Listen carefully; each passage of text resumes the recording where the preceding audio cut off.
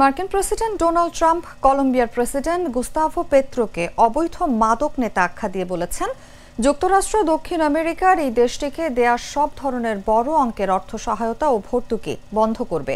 Trump তার সামাজিক মাধ্যম ট্রুথ সোশ্যালে লিখেছেন, এই মাদক উৎপাদনের মূল উদ্দেশ্য হল যুক্তরাষ্ট্রে বিপুল পরিমাণ মাদক সরবরাহ করা, যা মৃত্যু, ধ্বংস আর বিশৃঙ্খলা ডেকে আনছে।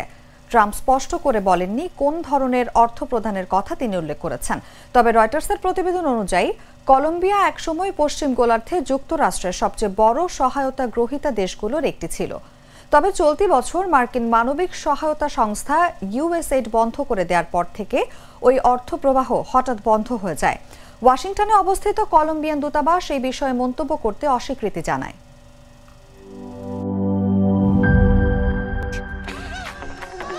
ভিশন মসকিটো কিলিং ব্যাট হাতে থাকলে মশাদের আর রক্ষা নাই। ভিশন মসকিটো কিলিং ব্যাট, মশা তাড়াবার হাতিয়ার। ক্রয়ের জন্য ভিজিট করুন ভিশন শোরুম কিংবা অথবা.com-এ।